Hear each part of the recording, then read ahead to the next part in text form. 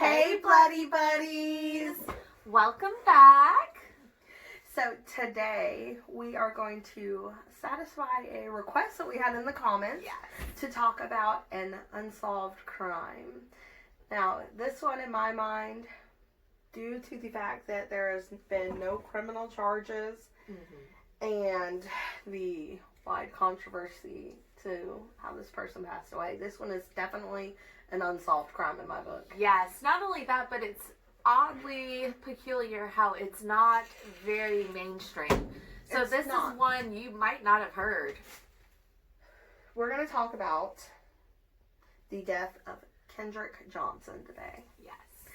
Now, Kendrick was a 17-year-old boy that went to school at, hold on, now, if you guys see me glancing down, I do have some information in my phone. We just want to make sure we give all the correct information out to you guys. Now, Kendrick was a 17-year-old boy that went to Lowndes High School in Valdosta, Georgia. So this is in Georgia, which is actually not far from us. So actually, Valdosta's not that far from us. No, so all the local fans, this is close to us. Yes. Now, Kendrick was found, let's see, he was found on January 11th of 2013 in a upright, rolled up wrestling mat in the old gym of his school, dead.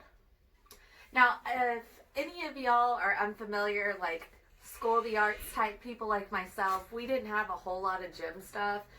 We also didn't have gym mats. We were very old school with stuff.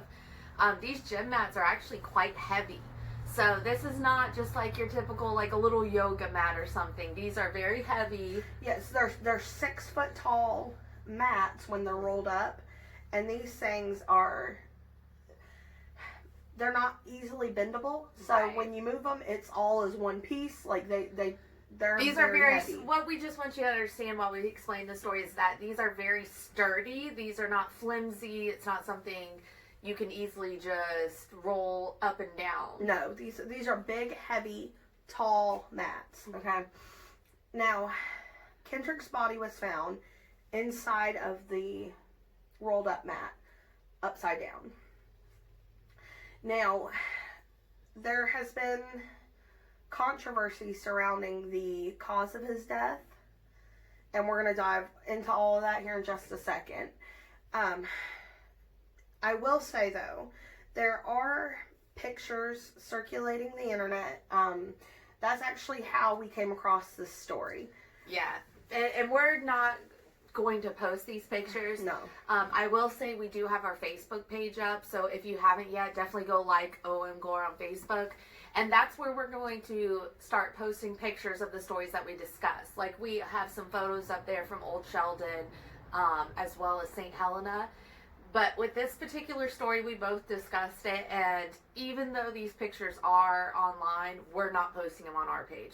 If you want to go look at them, they're very easy to find. Just Google it. But out of respect of the child, we're not going to post them. I will also say this, and if you are under the age of 18, do not look these pictures up. No. And if you do, be prepared for what you're going to see. And we will discuss all of that here in a minute. We'll give you what detail we can, but I will tell you, seeing these pictures affected, I know me. Even when we discuss this case now, I get kind of sick to my stomach because of the pictures. You can picture it in your yes, anytime we talk about this person, I just go back to the pictures, and they're definitely the type of pictures that haunt you. So now, just search with caution. Yes. Make sure that and we look at some pretty gruesome stuff online, and this one, I think, really hit us both pretty hard. Yeah, so if you're under the age of 18, don't even do it. We're not supporting that. No. If you're under age 18, don't look them up. But, so what actually happened, kind of the deep dive into the story. Kendrick was in between classes. Now, this particular school, you had to pay to rent a locker from the school.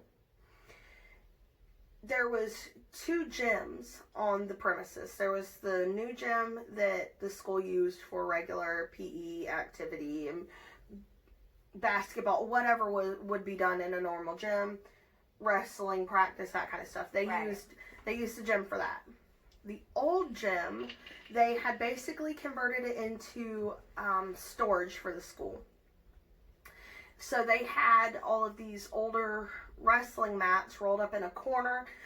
There was still bleachers in the gym, and students could come in and out of there. A lot of students used it kind of like a little hangout area. But there wasn't a lot of teacher activity since it was no longer used. Yeah, no. So also keep in mind where this happened. This is not a gym that was regularly used. Therefore, there wouldn't be a lot of teachers coming in and out. I'm sure, as we all remember in high school, teachers would patrol, the halls and things like that just to make sure everything was okay.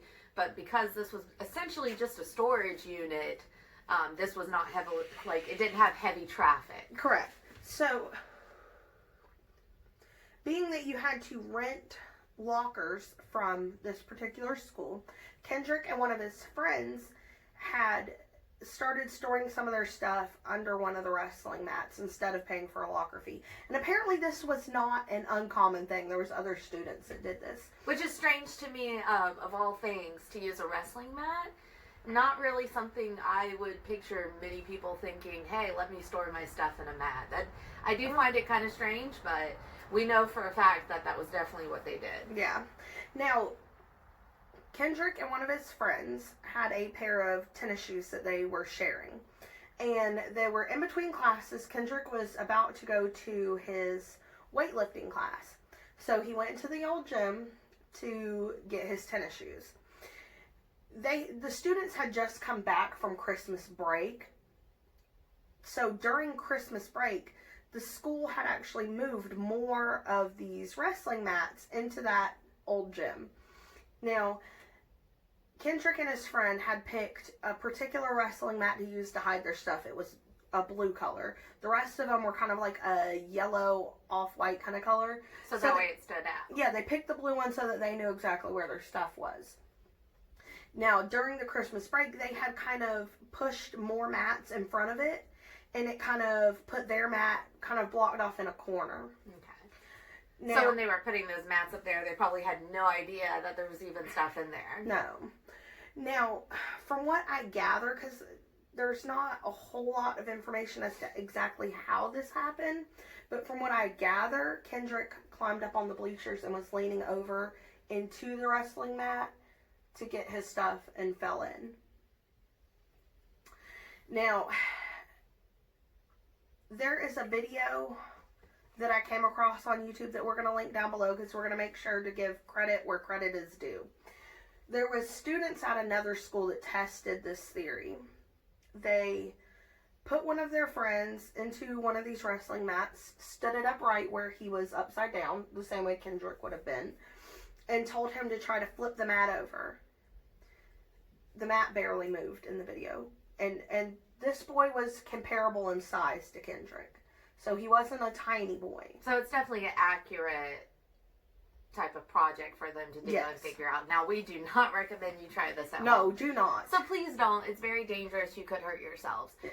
But in this video, they did do it with accuracy. I do appreciate the fact that they made sure it was somebody who'd be about the same size. Yes. So now, he tried to knock the mat over. The mat barely moved. And they told him to scream for help.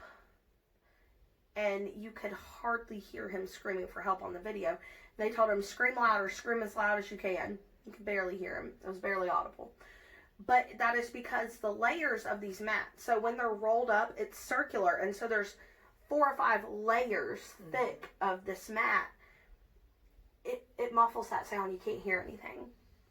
Now, Kendrick was marked absent for his weightlifting class. So we know, obviously, that this is the time frame in between his 2 classes. So we do have an accurate time frame of when this all occurred. Yes. We know that during that time frame is when something happened. Kendrick was marked absent for that class. He was supposed to have some sort of practice after school. He never showed. When he didn't make it home, around midnight is when his mom called the police and reported him missing. She knew something was up at that point. Now, mind you, I know some people are going to hear that and be like, oh my God, she waited till midnight. Again, this is a teenager.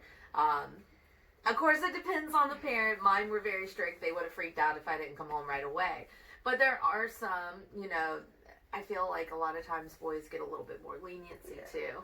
Well, and she knew that he had some sort of practice after school. Right. And so I guess she kind of said, well, maybe he's at practice, maybe it ran a little long, maybe he's hanging out with friends.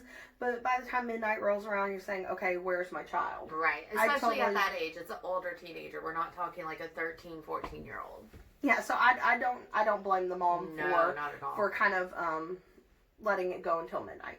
She did report him missing. The next morning, she went to the school to let them know what was going on.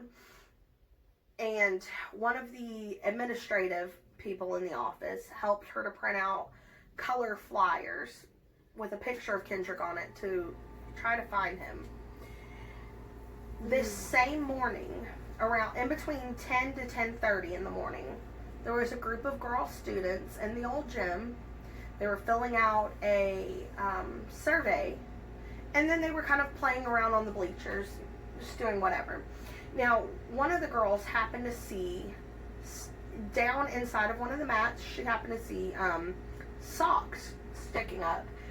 She thought it was a joke. She thought somebody had played a joke. So she peered over and looked down and realized that there was actually a person in there. So, could you imagine you're just having fun at school and then all of a sudden you actually realize there really is a person in there? What now? And these girls had no idea that there was somebody that had passed away inside these mats. So they flipped it over, and when they flipped over the mats, blood and vomit came out from the bottom of the mat. They immediately knew something was up. Right. Ran to go get teachers, and somebody called 911. That's when police showed up. They blocked it off as a crime scene. They actually put the entire school on lockdown for the rest of the day. Which is understandable because at the time, obviously, they don't know how this happened, what occurred. So for the safety of the children, it's definitely a good move that they locked it down just to be safe. Now, when they did this, the police concluded it looked like Kendrick had been there for around 21 hours. At this point, they said that decomposition had already started to set in. So, keeping that in mind and also remembering that the position he was upside down, head facing the floor. The top part of his body did not look like normal Kendrick. His face was swollen. His eyes were protruding. Sorry about that, you guys. So, it was concluded during the first autopsy that Kendrick passed away from positional asphyxiation. Hardest word to say. Now, for those that don't know what that is, it's a very common term amongst, like, for example, I have a toddler. The first year of a baby's life, I think that's one of, like, the biggest fears as a parent, is because it is very common. It's something that typically happens when the airway is blocked. For example, when a baby is not old enough to move itself, if it's laid at an angle, what happens is the neck angles blocking the airway. So that's what that means, just in case you don't know. So asphyxiation is basically strangulation, losing air. Positional is obviously you're losing air because from the position you're in. Right. So when Kendrick's body was removed from the mat, it was said that he had one arm out in front of him like this. One arm was tucked towards his chest like this, feet up, head down. Which I would picture as far as, like, the body, if you're, like, reaching to grab something, you've got one arm out. Yeah. So, it was concluded from that first autopsy that the cause of death was positional asphyxiation. Now, sometime later, his parents always believed that this is not how he died. They believed that he was killed. They believed he was murdered. And they decided to have his body exhumed and have a second autopsy performed. Now, which as a parent, I will say I do understand. I understand you want answers. You feel like this is an unsolved crime, essentially. So I understand where they're coming from. Yeah, it's hard. I could never imagine going through the pain they went through. So. Absolutely not. As crazy as it may sound to, have the body dug back out and everything, I get it. So they had his body exhumed, and during the second autopsy, it was actually found that Kendrick's vital organs were removed, and his body was stuffed with newspaper. We're just gonna let that sink in. I know, I was like, let that sink in for a minute. The body was stuffed with newspaper. We don't even treat, animals like that when we stuff them. What? But as awful as that sounds, there's actually an explanation. Because, hold on, my first thought was, obviously we have a really crazy murder on our hands. That's where my mind went to. My mind went to this boy was murdered, and his organs were sold on the black market or something. As left as that sounds, it's very common, unfortunately, that organs are sold on the black market. That's where my brain went. But there's an explanation for it. So people are like, wait. Right? let me sit down for this one. So it was concluded that Kendrick's vital organs were removed during the first autopsy and that they were destroyed naturally. I'm assuming probably cremated or however they destroy organs. And the funeral home did not want his body to look flattened out in certain places. So they stuffed his body with newspaper. And apparently that's not totally uncommon for this particular funeral home. They used sand, sawdust, newspaper. There was several different ways. They just happened to use newspaper in this one event. So what sounds awful, and don't get me wrong, who wants to go out with their body stuffed with newspaper? That's awful. But as awful as that sounds, there was actually an explanation for it. Now, the family actually had filed a lawsuit against the funeral home that the judge later ruled, although it was a barbaric act, it was not cause for a monetary judgment.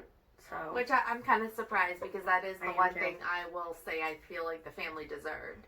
And I feel like that's something where the funeral home should have advised before they even touch the body. They should have said, hey, just to let you know, this is what we would need to do to make the body look presentable. Are you comfortable with this?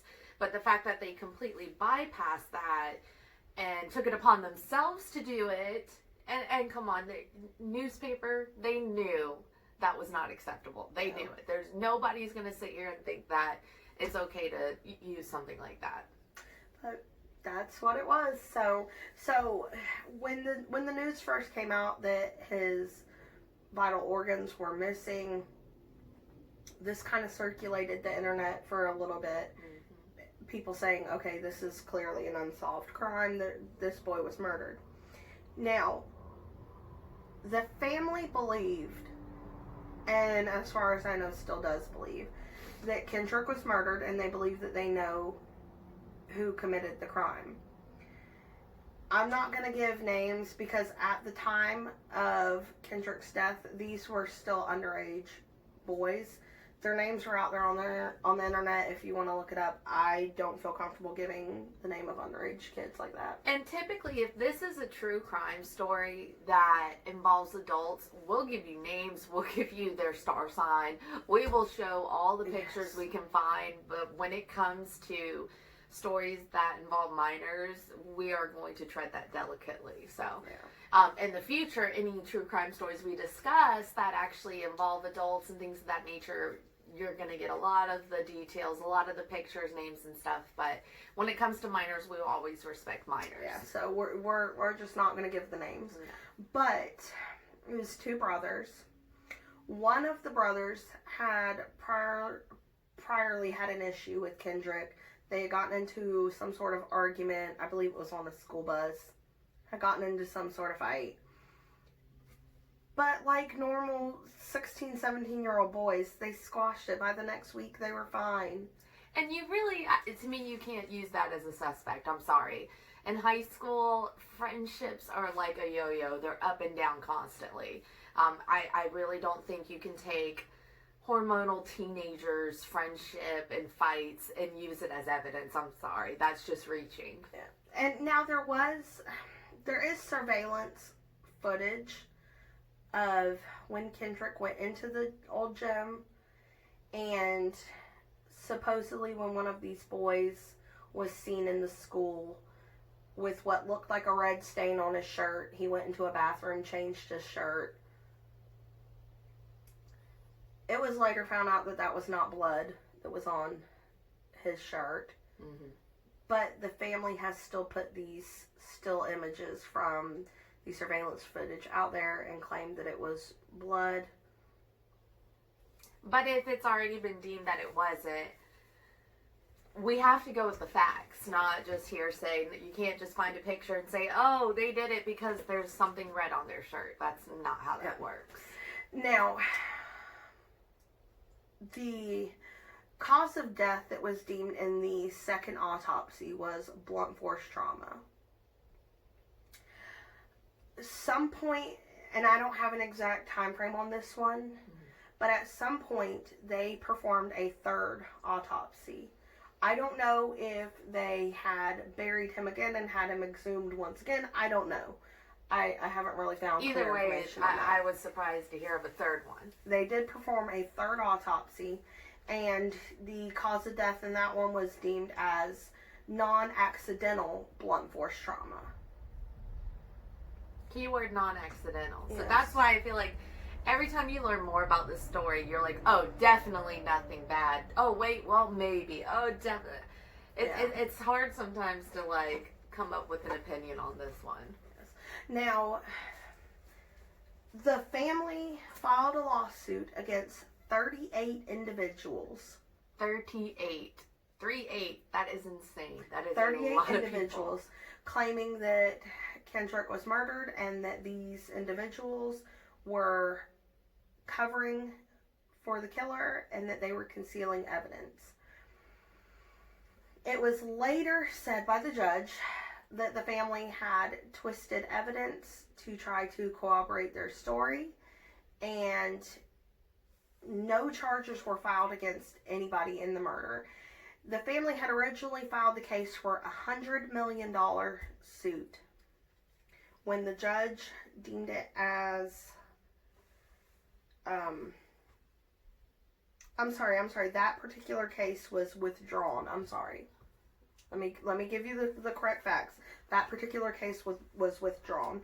But the judge ordered the Johnson family to pay more than $292,000 in legal fees for the defendants.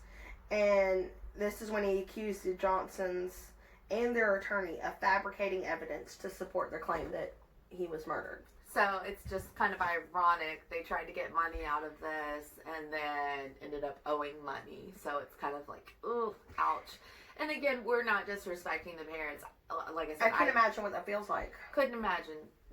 Never in a million years. My heart breaks for them. My heart goes out to them. But at the same time, I feel like they need help as far as moving on and mourning properly, because I feel like all their energy is being spent in directions that are just causing them more pain, which thus hurts. Yeah, it breaks my heart even more because they're not getting the closure. Yeah, exactly. Well, and I will never blame a family for always striving to figure out how he passed away. Right. I will never blame a family for that. But I feel like twisting evidence to support something that is not entirely true. Right. Now you got to make sure if you are getting justice, you're getting real justice. Yeah, or else it's doing nothing for you, and it's doing nothing for the death of your child. Exactly. Now this is kind of where my issue comes into play. So I was browsing Facebook one day and came across this post. And this was posted by Kendrick's family. And this is kind of where my issue comes into play.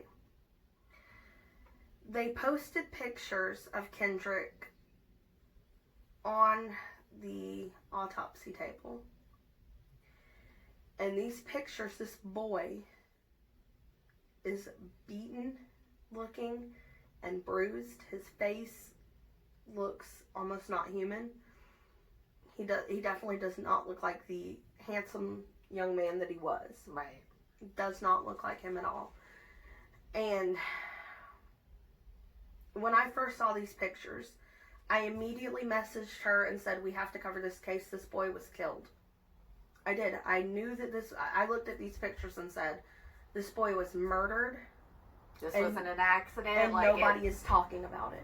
Right. And that's what blows my mind, is that this story really isn't talked about much. I don't see it on social media. I don't see it on the news. And there's so many red flags everywhere. The issue that I later found out with this was the pictures that the family was posting saying Kendrick was clearly beaten, Kendrick was clearly killed. I later found out that those pictures were those pictures were taken after the autopsy was performed. Now, you got to kind of keep that in mind. Knowing what we know now, knowing that Kendrick's vital organs were removed during the original autopsy, and we know this because his body was stuffed with newspaper. Right. Keeping that in mind, if these pictures were taken after the autopsy was performed, what's one of the main vital organs? Your brain. Your brain. Kendrick's brain was removed. And if these pictures were taken after the autopsy was performed, that means no matter how hard the coroner tries to fit his facial structure back together, it's not going to look the same. No. It's going to look battered, bruised. It's going to look deformed. Mm-hmm. It's not going to look the same. And so, knowing that his family put that out there and tried to spin it in a manner that it wasn't, because the family did not tell people that this was after the autopsy. That's right. I actually did a lot of research to find that out. Not a whole lot of people know that. So when you first look at it, you think, oh my God, she's think right. this boy was beaten. Yeah, there's no other explanation for this child to look that way, not realizing that this was after the fact. So, and then I almost felt terrible for immediately forming an opinion and saying this boy was beaten, this boy Right. was killed. Now, I will say this, at the end of the day, nobody knows truly what happened to Kendrick except for Kendrick and God. That's right. We can only guess by the evidence that's provided to us. Again, this is one of those stories where I would hear one piece and say, oh my God, it was definitely a murder. And then I'd hear more and I'm like, wait, no, this really is just a freak accident. And then all of a sudden it's like, well, maybe it's not. It could go so many ways. Unfortunately, this was one that was just never truly solved, I guess you could say, because we don't know for sure if it was an accident or not. But that is what they're going with. Yeah, there was no criminal charges filed against anybody in this case. And I will say this, in respect to his family, I will never blame any of you for striving to find out what happened to Kendrick. And I pray that one day there is proof and concrete evidence that says this is what happened to Kendrick, regardless of what it is, regardless if it was an accident or if Kendrick was murdered. I'll never blame a family for doing that. But I will never support a family for twisting evidence. And this is the reason that I did not share that post. When I first came across it, it was rough to see. It stuck with me for days. And I immediately dived into trying to research And when I found out that these pictures were after the autopsy, I knew in my heart I could not share these pictures because I felt the way that it was posted was trying to twist reality. No, it's agreed. Again, our prayers go out to the family. We feel terrible for you, but at the same time, definitely just want everybody to understand that no matter what pain you go through and everything, the truth is what needs to be frontline. Yeah. Well, I hope you guys enjoyed our discussion, and like I said, we wanted to make sure we gave what you asked for. We are trying to get special effects makeup up and running. We actually already discussed what we were going to do, and then unfortunately this virus has made it very difficult for us to get the supplies we need. We don't want to half-ass it. We want to give you guys the real deal. Absolutely. So I just want to let y'all know we are going to do special effects makeup. It's coming. You guys just please bear with us. I swear after this corona outbreak passes, we are going to give you some... Well, we'll be able to go to more hauntings. We are already discussing going to one of the most haunted places in the country. The Charleston Jail in downtown Charleston here in South Carolina. We will also be doing the special effects makeup. Again, unfortunately, we have no stores open that sell special effects makeup right now, and online ordering is at a halt. So once we get over this craziness, we're going to bring you the special effects makeup. But until then, we will keep you entertained here in the Scare Shed. So I hope you guys enjoy. Don't forget to like and subscribe. And y'all have a good night. Bye.